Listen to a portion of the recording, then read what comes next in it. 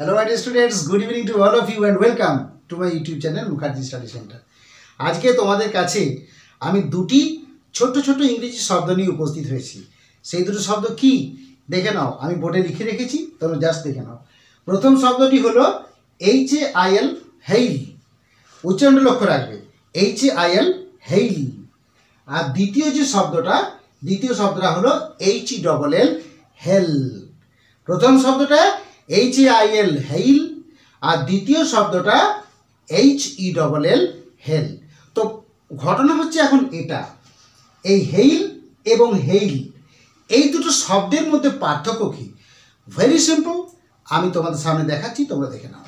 দেখো তাহলে আমরা প্রথমে তোমাদেরকে দেখাচ্ছি যে দেখে নাও HAIL, এটার উচ্চারণ কি হবে? হেইল, হয়কার রস্যই ল, হেইল। হেইল শব্দের অর্থ কি হবে? শিলাবৃষ্টি। দেখে নাও, শিলাবৃষ্টি, শিলাবৃষ্টি। হেইল শব্দের অর্থ হলো শিলাবৃষ্টি। তবে এই যে হেইল শব্দটি, যার অর্থ যখন শিলাবৃষ্টি হয়, তখন কিন্তু এই হেইল শব্দটি বাক্যের মধ্যে নাউন বা বিশেষ্য হিসাবে কাজ করে। ভালো করে বুঝে নাও, যখন HAIL হেইলকে আমরা ব্যবহার করি, HAIL হেইল এর উচ্চারণ হলো হয়কার রস্যই ল, এর বাংলা মানে হলো শিলাবৃষ্টি। এবং এটি যখন শিলাবৃষ্টি হয়, অর্থাৎ যখন হেইল মানে শিলাবৃষ্টি, তখন কিন্তু হেইলটি বাক্যের মধ্যে নাউন বা বিশেষ্য হিসাবে কাজ করে। কিন্তু হেইলকে শুধু নাউন নয়, ভার্ব হিসেবেও ব্যবহার করা যায়। সেটা কেমন হবে দেখে নাও, বানানটা একই থাকবে, শুধুমাত্র আমি কি করব,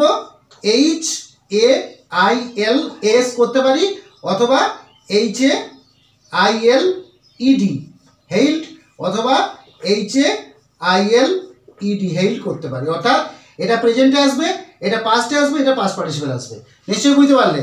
তাহলে হেইলের সঙ্গে যদি HAIL হেইল, HAIL হেইলের সঙ্গে যদি আমরা হেইল করি অথবা এস যোগ করি অথবা ডি যোগ করি অথবা ইডি যোগ করি, এর যোগ করলে কিন্তু এটা ভার্ব বা ক্রিয়াপদে পরিবর্তিত হয়ে যাবে। আর তখন কি হবে? তখন তার বাংলা মানেটা কেমন হবে?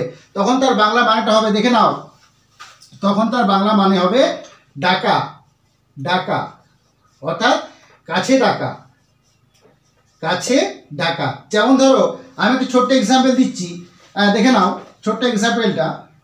I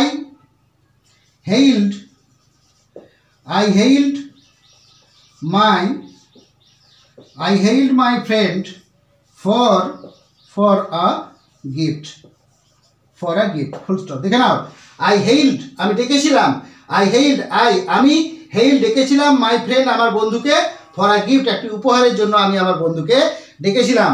সুতরাং এখানে হেইলটা ভার্ব বা ক্রিয়াপদ হিসেবে কাজ করলো, নিশ্চয়ই বুঝতে পারলে। কিন্তু যখন হেইল অর্থাৎ শিলাবৃষ্টি হয় অর্থটা, তখন সেটার অর্থটা কেমন হবে দেখো, তখন আমি বলতে পারি the hail destroyed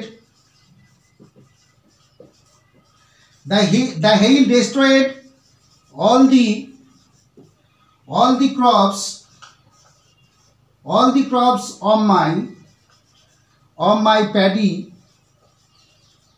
paddy field। দেখে নাও, এরকম কি করেছি?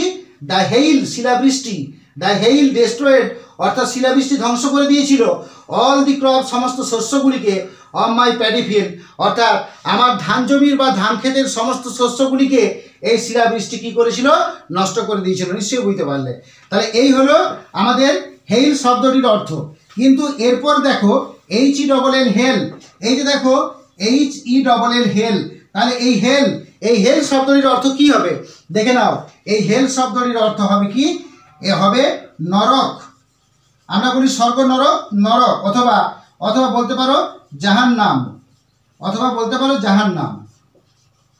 অর্থাৎ নরক অথবা জাহান্নাম। তাহলে HELL হেল এই শব্দের অর্থ নরক অথবা জাহান্নাম। তাহলে এই হেলটা দিয়ে কি হবে?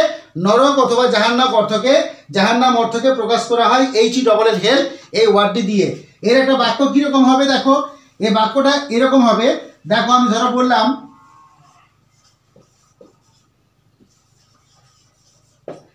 দেখো আমি বললাম গো টু হেল, নরকে যাও, জাহান্নামে যাও, গো টু হেল নরকে যাও বা গো টু হেল নরকে যাও বা জাহান্নামে যাও। সুতরাং বুঝতে পারলে যে আমরা HELL হেল, সুতরাং নিশ্চয়ই বুঝতে পারলে যে আমরা এই যে বললাম HAIL হেইল এবং HELL হেইল, এই দুটির মধ্যে এই যে দুটি শব্দ HAIL হেইল এবং HELL হেল, অর্থাৎ এই দুটি শব্দের মধ্যে কেমন পার্থক্য রয়েছে সেটা নিশ্চয়ই তোমরা বুঝতে পারলে। HAIL হেইল মানে হয় শিলাবৃষ্টি, আর যখন যখন নাউন বা বিশেষ হিসেবে বাক্যের মধ্যে কাজ করে তখন হেইলের অর্থ হয় শিলাবৃষ্টি, এবং যখন কাছে ডাকা অর্থে ব্যবহার করা হয় তখন এটা অর্থাৎ এটা নাউন হিসেবেও হতে পারে, নাউন প্লাস ভি অর্থাৎ নাউন প্লাস ভার্ব। এই হেইল শব্দটি নাউন অথবা ভার্ব হিসেবে বাক্যের মধ্যে ব্যবহৃত হতে পারে, তবে বাক্যের অর্থের উপর নির্ভর করছে। আর HELL হেল, হেল হচ্ছে কি সবসময় এন হিসেবে কাজ করবে, অর্থাৎ নরক বা নরক অর্থে প্রয়োগ করা হয়। সুতরাং হেইল আর হেইলের শব্দের এই যে দুটি শব্দ, এই দুটি শব্দের মধ্যে পার্থক্য হলো HAIL হেইল মানে শিলাবৃষ্টি অথবা কাছে ডাকা, আর HELL হেল এর অর্থ হলো কি না, এর অর্থ হলো নরকে যাওয়া বা নরক বা জাহান্নাম ইত্যাদি অর্থে বাক্যের মধ্যে প্রযুক্ত করা হয়। নিশ্চয়ই আমি তোমাদের জন্য ছোট্ট ভিডিওটি বানালাম, আশা করি এর থেকে তোমরা অবশ্যই কিছু ইনফরমেশন পাবে এবং যেটা তোমাদের ভবিষ্যৎ জীবনে অবশ্যই কাজে লাগবে। যাই হোক, আমি এই আমার ক্লাসটা এখানে শেষ করলাম। যদি তোমাদের আমার এই ভিডিও সম্পর্কে কোনো মন্তব্য থাকে অবশ্যই কমেন্টের মাধ্যমে জানাও। যদি ভিডিওটি ভালো লাগে অবশ্যই লাইক করে দাও এবং বেশি বেশি মানুষের মধ্যে ছড়িয়ে দাও, শেয়ার করে দাও ইত্যাদি। যাই হোক, তোমাদের আমার চ্যানেলটিকে সাবস্ক্রাইব করতে তোমরা অবশ্যই ভুলো না, অর্থাৎ একটু সাপোর্ট করার জন্য আমার চ্যানেলটিকে অবশ্যই সাবস্ক্রাইব করো। যাই হোক, সর্বশেষে কথার বলা ছিল, তোমাদের সকলের প্রতি রইল শুভকামনা। ধন্যবাদ।